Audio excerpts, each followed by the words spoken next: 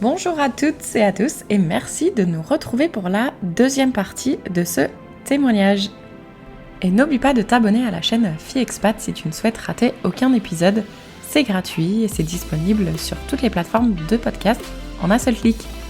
Ils sont assez attachés à ça, surtout qu'en Afrique, on découvre à quel point les ressources comme l'électricité et l'eau sont précieuses, parce qu'on l'a pas toujours. Oui, parce que c'est ce que j'allais dire. Moi, je suis justement des digital nomades qui justement étaient en Afrique du Sud et ils montraient que des fois, ils pouvaient avoir une coupure de courant dans la journée et puis d'internet. Mais donc du coup, quand tu dois travailler, c'est un petit peu embêtant. Est-ce que tu as expérimenté ça, toi, du coup ? Complètement. Je suis arrivée donc en 2015 en Afrique du Sud et on était déjà en plein load shedding. Donc le load shedding, ça veut dire le délestage en français. C'est un mot qui passe dans la vie courante, très vite, le load shedding. En fait, c'est des coupes d'électricité quotidiennes sur des plages horaires différentes. On a une application sur notre téléphone qui nous prévient à quelle heure on va être coupé. On a carrément, en fait, selon ton quartier, il y a des numéros de quartier et selon ton quartier, tu sais sur quelle plage horaire tu vas être ce jour-là. C'est des coupures de 2 heures par jour. La raison, c'est tout simplement qu'ils n'ont pas investi dans la centrale nucléaire qui est à côté il y a quelques années. Fait qu'aujourd'hui, ils sont plus capables de subvenir en fait en besoin d'électricité pour toute la population à Cape Town. Donc ils sont obligés de faire du délestage pour faire de la maintenance. Et ça tombe souvent dans les mois d'hiver, où t'as le soleil qui se couche plus tôt. Il y a plus de demandes du coup. Parce qu'il y a plus de demandes, et puis le soleil se couche plus tôt, donc du coup, t'es chez toi à 18h, il fait nuit, t'es à la bougie pendant 2 heures, donc tu t'es organisé pour avoir chargé ton Mac, ton ordinateur, ton téléphone, pour pas être en rade. T'as plus de wifi, effectivement. Mais quand je dis t'as plus d'électricité chez toi, c'est que même partout, les restaurants, s'ils n'ont pas un générateur, ils ferment. Les feux tricolores dans la rue, il n'y en a plus. Enfin, tout ce qui marche à l'électricité, tu découvres que des fois tu te dis je vais me faire réchauffer ça. Bah non, j'ai plus de micro-ondes. Donc en fait, avoir une gazinière au gaz, très précieux au Cap, parce que si t'as des plaques à induction, ça marche pas. Ah, c'est clair. Et puis en plus, en même temps, ça peut faire chauffage. Le gazinière. Le gazinière, oui. T'as bougé aussi d'ailleurs. Ouais. Oui, chauffage. Moi j'en profitais pour prendre ma douche. Au moins. Il y a de l'eau quand même. Ouais, j'avais de l'eau chaude, donc c'était ok. Donc ça c'est la partie électricité. Mais l'eau aussi, en 2017, si je me trompe pas, on a connu la crise de l'eau. Où en fait, il avait tellement. L'Afrique du Sud connaissait une grande sécheresse. Il avait tellement pas assez plu pendant les mois d'hiver que sur la fin de l'été, il nous avait décrété que le 14 avril allait être le day zero, le jour où il y aurait plus d'eau dans nos robinets. Parce que les réservoirs d'eau qui alimentaient la ville du Cap avaient atteint un niveau trop bas pour qu'on ait... Je me souviens avoir entendu. Ah ouais, ça avait fait... Ça avait fait la une des journaux en France, ça c'est sûr. On entend toujours parler de l'Afrique du Sud par n'importe quel moyen, si c'est pas politique, c'est phénomène naturel, oui, c'est pour tout. Oui. Les journalistes aiment bien parler de ce qui est dramatique, c'est bien connu. Avec les variants du Covid qui viennent d'Afrique du Sud. Ouais, c'est ça. Et puis moi, je me souviens aussi ce qui m'avait aussi marqué par rapport à l'Afrique du Sud pendant le Covid, parce que j'ai l'impression que c'était un des seuls pays où on en était arrivé là, où ils vendaient plus d'alcool et de cigarettes. Ah oui. Parce que justement, les gens devenaient violents par rapport à ça, et donc du coup, c'était un peu une punition, je pense. Alors, ouais, en fait, oui, pendant le Covid, interdiction de vendre de l'alcool et des cigarettes. Alors, les cigarettes, bon. L'alcool, c'était plus parce que les gens, oui, peuvent se saouler, faire des accidents de voiture et que ça allait engorger les hôpitaux. Voilà, c'était ça. Il peut y avoir aussi des violences. C'était pas la peine, en fait, d'engorger les hôpitaux avec des gens alcoolisés, sachant que le Covid, déjà... Mais il n'y a jamais eu de saturation d'hôpitaux en Afrique du Sud. D'ailleurs, il y a eu un seul confinement en Afrique du Sud, de fin mars à 2020 à septembre. Ok. Parce que toi, tu y étais du coup. Alors non. Non, tu y étais pas, ok. Moi, en mars 2020, j'ai pris des vacances pour aller faire du ski en France. Ouais, le ski, décidément. Ouais. Et je me suis retrouvée confinée en France. Avec impossibilité de rentrer en Afrique du Sud. Parce que j'avais qu'un visa de travail, j'étais pas résidente permanente là-bas. Puis de toute façon, les frontières étaient ouvertes, il n'y avait plus de vol. Donc je suis restée en France de mars à octobre, au moment où le reconfinement a eu lieu en France. Moi, je me suis barrée. Je suis retournée en Afrique du Sud pour l'été. Ils étaient à peine déconfinés. Parfait. Donc voilà. Je n'ai connu qu'un seul confinement. Cool. Mais du coup, ouais, donc parce qu'en fait, donc enfin non, c'est parce que c'est pas ça qui t'a fait partir, parce que t'es retournée du coup. Non, c'est pas ça, mais par contre, c'est la longueur du Covid Ouais. qui m'a fait partir. Et puis, comment l'Afrique du Sud a été stigmatisée dans les médias. Parce que nous, notre clientèle est française. Donc moi, je m'intéressais plus à ce qu'on racontait de l'Afrique du Sud en France plutôt que ce que je pouvais entendre en Afrique du Sud. Parce qu'en plus, j'entendais tellement des aberrations sur les choses qui se passaient en Afrique du Sud, ou ne serait-ce que Omicron qui aurait été découvert en Afrique du Sud. Ouais, ça a été découvert en Afrique du Sud parce qu'il y a des labos, il y a une médecine très développée, mais qui a dit que le variant avait pris son origine en Afrique du Sud, s'il faut venir de n'importe quel pays d'Afrique ou même d'Europe. Et j'ai trouvé ça tellement injuste que le 26 novembre 2021, le monde entier ferme ses frontières à l'Afrique australe. C'était tellement injuste de fermer ses frontières à l'Afrique australe, juste parce qu'on avait été ceux qui avaient alerté le monde entier en disant attention, il y a un nouveau variant. Moi, j'ai dit stop en fait à ce moment-là. Ouais, mental break. Mais d'ailleurs, juste pour information, je l'avais pas mis dans le vrai ou faux, mais j'ai failli. C'est qu'en Afrique du Sud, c'est là où ils ont eu le premier succès à faire une transplantation cardiaque. C'est ça. Donc, il y a carrément un mémorial. Ah, ok. Il y a un mémorial à l'hôpital Groote on peut aller voir la salle d'opération. Ah, trop bien. Dans laquelle, Enfin, trop bien. Si je me trompe pas, c'est le chirurgien Christian Bernard qui a fait la première transplantation de cœur au monde. Et si ma mémoire est bonne, il a même greffé le cœur d'une jeune fille noire sur un homme blanc. Ok. Quelque chose comme ça. Wow. Donc c'est c'est hyper symbolique, ouais. effectivement. Ouais. Donc voilà, juste tout ça pour dire que oui, en Afrique du Sud, ils ont quand même des moyens niveau hospitalier qui sont impressionnants. Donc ouais, je comprends ta frustration. La médecine est hyper reconnue en Afrique du Sud. Okay. Et puis dans le monde entier, la médecine sud-africaine est reconnue. C'est pour ça que quand on a découvert le variant sud-africain, je n'étais pas du tout étonnée parce qu'ils ont les moyens, contrairement à tous les autres pays d'Afrique. Mais du coup... on était punis d'avoir alerté le monde. Quoi. Exactement. Puis ça a coïncidé avec un moment où on repartait à peine au niveau du tourisme. Les touristes reprenaient confiance en la destination. Ça allait être la période des fêtes. On a plein de clients qui devaient venir pour Noël, Nouvel An à Cape Town. Donc on repartait à peine au niveau du business. En 24 heures, les médias ont tout... Parce que c'est la communication des médias qui ont fait que tous les gens se sont inquiétés et qui ont tous réannulé. Quand on avait passé déjà 1 an et demi à reporter les voyages, à rassurer les gens, à annuler, reporter, machin. Omicron, moi, ça m'a tuée. Voilà, c'est pour ça qu'il faut écouter des podcasts plutôt qu'écouter la radio. Ouais. Ou les informations. Ah ouais. Non, puis en plus, un exemple, moi, Omicron, du coup, j'allais pas bien du tout, donc j'ai décidé de rentrer en France. Alors que les médias français disaient, il n'y a plus aucun vol qui arrive d'Afrique australe en Europe. J'ai pris un vol KLM, je suis passée par Amsterdam. Alors, j'ai fait Cape Town, Amsterdam, Paris. À Amsterdam, comme j'étais en transit, je n'ai pas été contrôlée. Et à Paris, comme je venais d'un vol dans l'Union européenne, on ne m'a rien demandé. Un scandale. J'avais envie de contacter un journaliste pour dire c'est n'importe quoi ce que vous racontez, parce que là, je reviens de Cape Town, là. Ouais. Là où apparemment c'est la catastrophe, je peux vous dire que 1, non, et puis alors 2, on peut rentrer en France comme on veut. Hein, donc, non mais Lorraine, moi je suis revenue le jour du 2e confinement, je crois. Je suis arrivée le jour ou le lendemain, je crois, du confinement novembre 2020 en France, à Paris. J'ai dû me battre pour qu'on me fasse un test PCR, donc je venais du Canada, et on m'a dit bah non, mon vol avait atterri à 7h le matin, ça ouvrait pas avant 9h.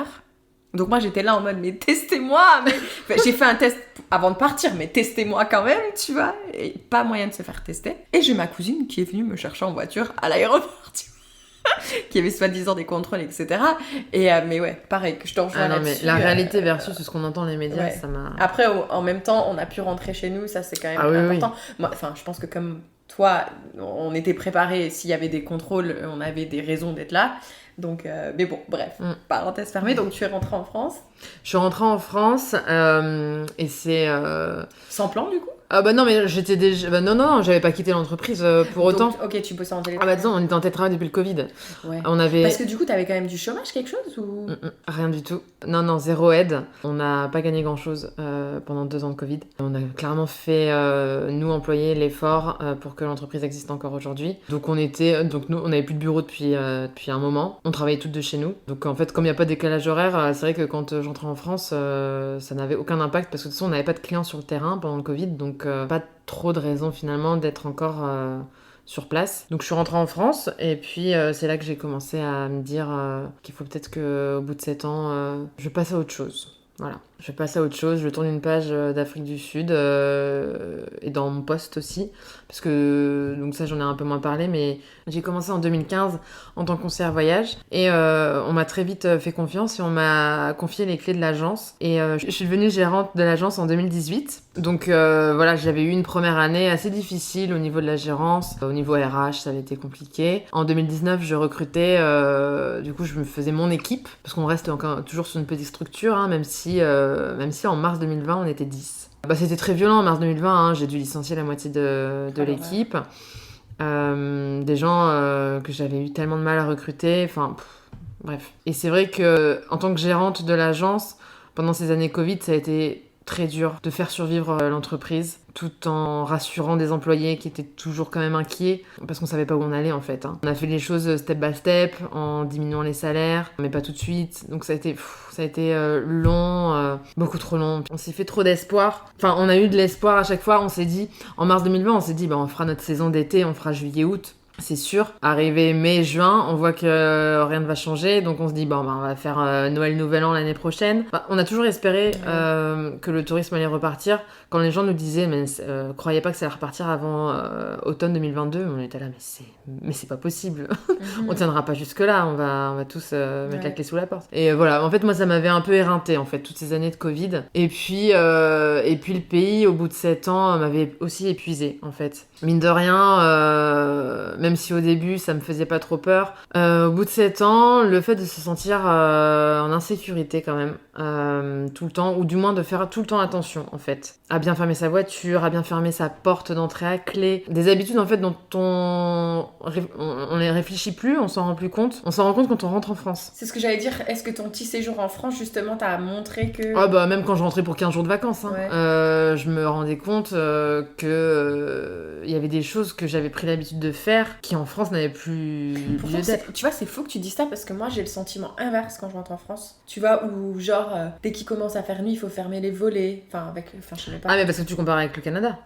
Ouais, du coup. Ah bah le Canada, c'est l'opposé. Oui, voilà, ok. Mais du coup, non, mais en fait, ce que je trouvais intéressant, c'est que du coup, ça veut dire que toi, t'étais encore dans un autre level, en fait. C'est ça que je suis en train de dire, dans le sens où, moi, quand je rentre en France, justement, là, tu vois, ça me rend dingue à chaque fois que je prends le métro, parce qu'on m'a volé mon téléphone portable en France, dans le métro, et du coup, maintenant, c'est devenu une obsession, quand je suis dans le métro ici à Montréal, de regarder mes poches toutes les 5 minutes, est-ce que j'ai bien mon téléphone, alors qu'il est bien dans ma main, tu vois.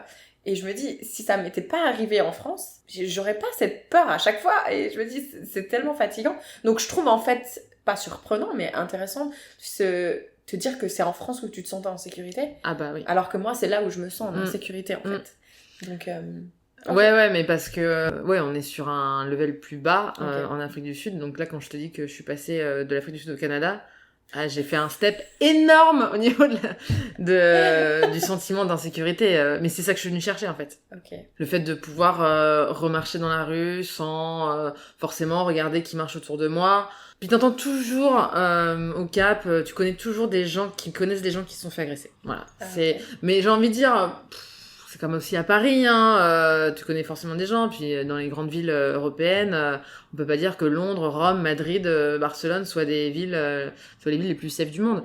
C'est juste que peut-être que les agressions sont un peu plus violentes. Cap, enfin en Afrique du Sud, je veux dire. Ouais, voilà, c'était... T'es un peu toujours sur tes gardes, quoi. Ouais, c'est ça. Un peu toujours sur ses gardes. Donc, parce que tu disais quand même... En tant que touriste, c'est quand même trop bien d'y aller, mais d'y habiter, au bout d'un moment, c'est différent. Ouais, c'est différent. Ah bah, quand les gens venaient me voir, ils me disaient, mais t'as trop de chance de vivre au Cap, c'est vraiment une ville magnifique, mais pourquoi tu voudrais partir? Mais je leur disais, mais vous êtes là 15 jours. Vous vous rendez pas compte? Enfin, c'est totalement différent de vivre dans la ville. Longue durée. Ah oui, rien à voir. Vous venez en mois d'été, vous connaissez pas l'hiver. Ouais. Le load shedding, vous, ça va être 15 jours peut-être dans votre vie. Bah, nous, c'est des mois que ça dure le load shedding. L'administratif, vous avez pas eu besoin de vous confronter à l'administratif sud-africain. Enfin, voilà. Ouais. De toute façon, c'est comme dans tous les pays. C'est quand tu le vis sur le long terme où tu te rends compte vraiment de la réalité du terrain. Ouais. Parce que là, si aujourd'hui je te dis, ok, il y a une proposition à Cape Town, est-ce que tu retournes? Non. Ok. Non, là, je suis du coup dans une nouvelle expatriation au Canada. Parce que là, t'es arrivée en PVT du coup? En jeune pro. Jeune pro, ok. Ouais, en jeune pro. J'ai pas eu beaucoup de mal, et encore, à avoir mon visa, ce qui m'a énormément changé. Parce que putain, moi j'ai eu du mal ici. Ton visa canadien? Ouais, mais on en reparlera parce que j'en ai déjà parlé dans plusieurs épisodes, mais ouais, moi ça n'a pas été facile. Bah, moi, c'est encore l'Afrique du Sud qui m'a mis des bâtons dans les roues, parce qu'il fallait que je donne mon casier judiciaire sud-africain. Et mon casier judiciaire sud-africain, alors ça n'a rien à voir avec la demande en France où tu fais ça en ligne et tu l'as dans la seconde. C'est ça. Non, en Afrique du Sud, tu te rends au commissariat. Ils te mettent plein d'encre sur les doigts et ils te prennent tes empreintes où le gars t'écrase la main sur le bout de papier. Ils envoient ça à Pretoria et ils te disent ben vous aurez votre réponse dans 10 semaines. Mais je te rassure, c'est pareil le Canada. Moi, avec mon expérience aux États-Unis, où Ah j'ai oui. dû faire appel au FBI et tout. Enfin, non, mais c'est pour ça, c'est que je te dis, en fait, tout dépend dans de quelles circonstances t'arrives, etc. On en parlait justement dans l'épisode avec Jalpa qui parle de Madagascar. Au final, l'immigration, c'est la merde dans tous les pays. C'est vrai.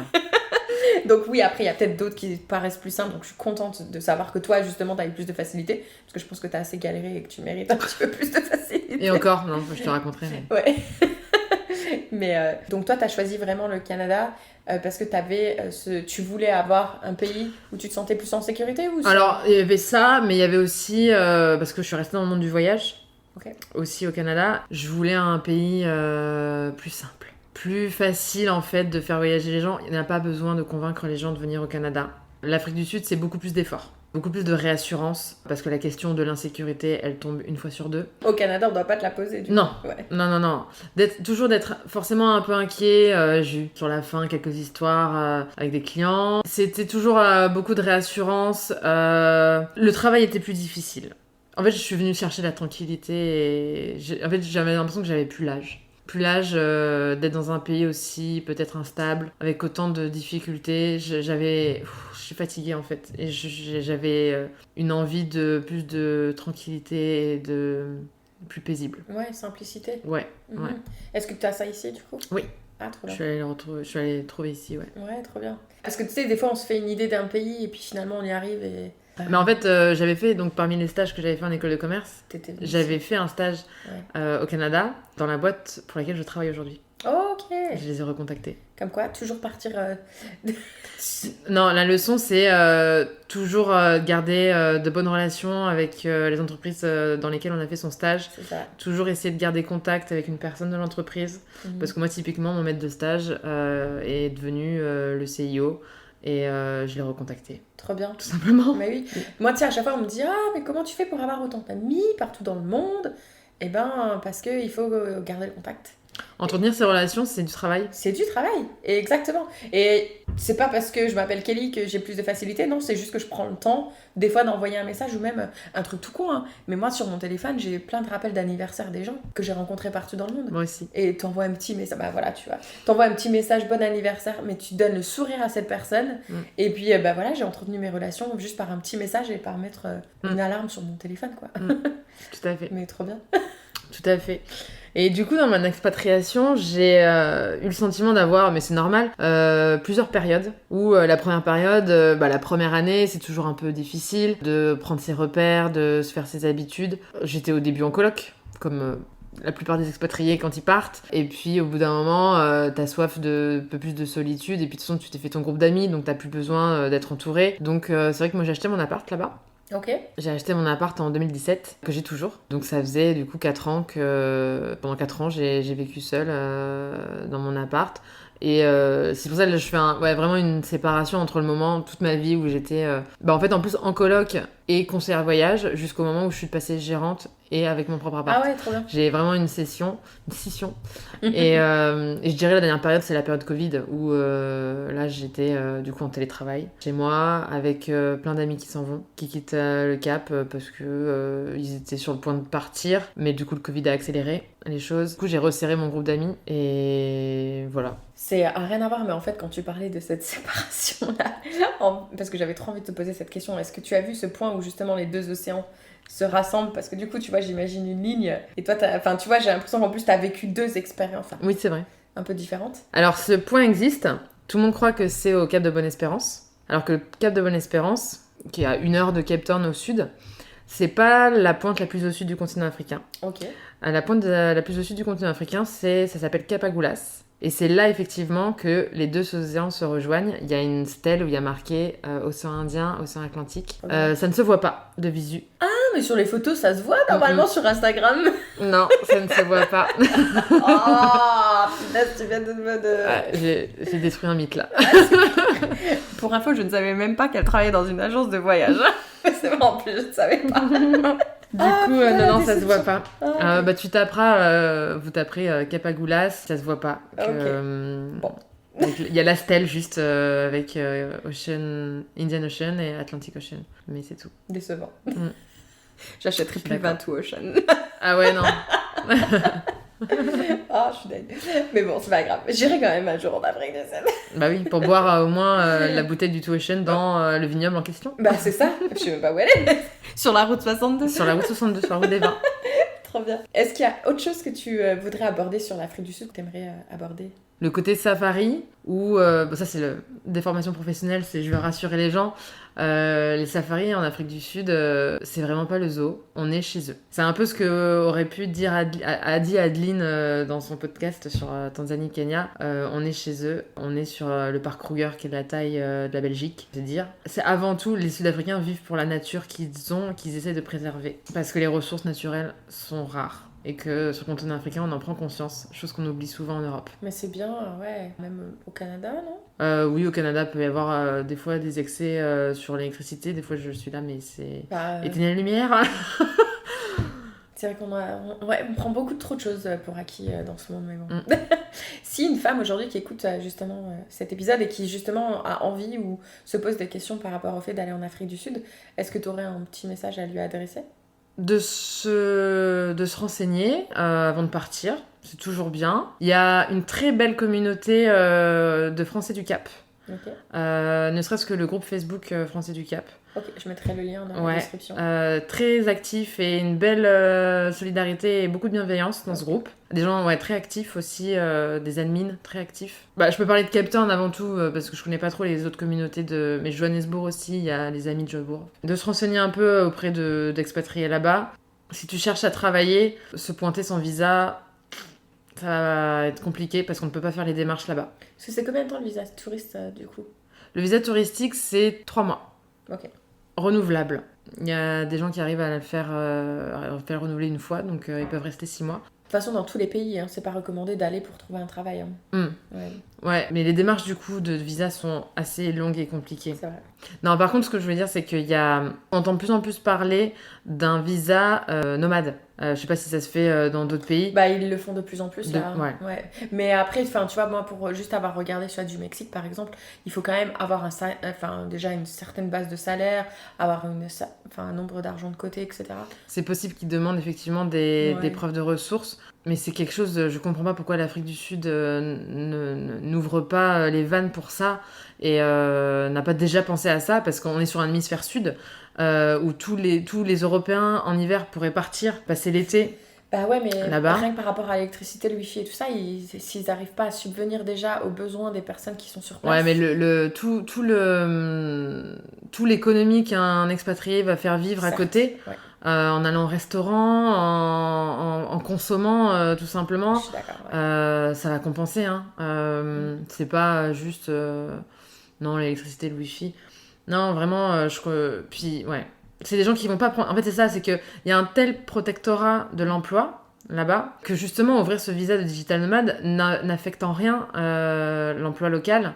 Ça met du beurre dans l'économie sans prendre de l'emploi. C'est clair. Donc, Je comprends pas. Mais de toute façon, il y a des choses en Afrique du Sud qu'on ne comprend pas.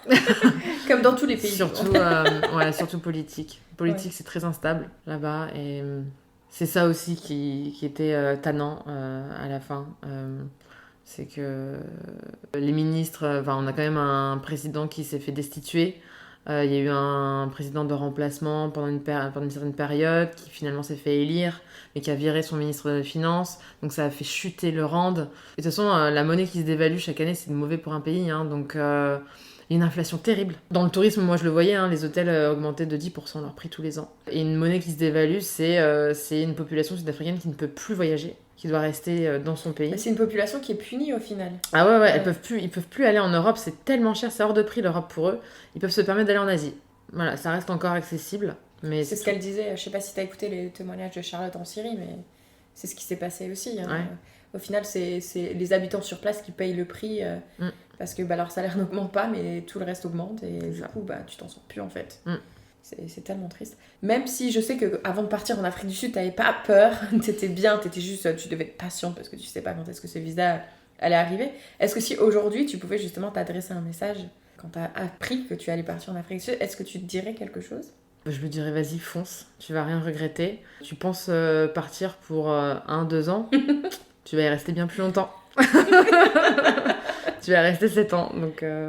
Tu vois, t'as suivi ton instinct quand même. Oui, mais c'est les opportunités professionnelles qui m'ont fait en fait rester. Non, et puis si t'es bien professionnellement, mentalement, etc. Enfin, même si tu t'es quand même posé la question, qu'est-ce que je fous là à un moment donné, mais la vie c'est ça, de toute façon, t'es des up and down. Oui. Et puis voilà. Oui, il faut pas s'arrêter au premier obstacle. C'est ça. Parce que de toute façon, les obstacles, il y en aura partout. Encore plus quand on s'expatrie. C'est ça. Et donc, pour conclure cet épisode, comme tu le sais, est-ce que tu peux nous donner ta citation préférée ? Elle prend son téléphone. Forcément, citation de Nelson Mandela. Ah, très bien. Être libre, ce n'est pas seulement se débarrasser de ses chaînes, c'est vivre d'une façon qui respecte et renforce la liberté des autres. Parce que la liberté, c'est quelque chose de central dans la culture sud-africaine. Ils en ont tellement souffert qu'aujourd'hui, être libre, c'est une telle fierté pour eux qu'ils en parlent encore tous les jours, de s'être libérés de l'apartheid. Ouais, la liberté, c'est central quand on vit en Afrique du Sud et on en prend pleinement conscience. Tu vois, c'est marrant parce que moi, depuis quelques années, là, enfin depuis le Covid surtout, ce mot liberté, j'ai tellement du mal à le définir en fait. Tu vois, on en parlait même avec Tiff, je sais pas si elle va écouter cet épisode, mais j'ai vraiment du mal à le définir parce que pour moi, en fait, personne là aujourd'hui n'est libre. Parce que je trouve qu'on a tous des contraintes, quelles qu'elles soient. On a tous des contraintes. Mais je suis contente que eux, ils ont le sentiment, parce que encore une fois, tout dépend de ton référentiel. C'est ça. Voilà. Et 94. Voilà. Pas. On est sur les années 90 où ils redécouvrent une liberté et voilà, on est sur une génération qui a 30 ans aujourd'hui et c'est fou. Qui découvre. Parce que 94, j'avais 8 ans quoi. J'étais encore un enfant, mais. Merci beaucoup encore. On va pouvoir aller manger. Il est 21h38 et nous n'avons toujours pas mangé. Merci à toi en tout cas. Merci Céline. Et puis, à très vite parce que de toute façon, on va être là pendant un petit moment à Montréal. Donc, on va se revoir, j'en suis sûre. C'est sûr. Et puis, si vous avez aimé cet épisode, surtout n'hésitez pas à nous laisser 5 étoiles sur Spotify ou Apple Podcast. Salut!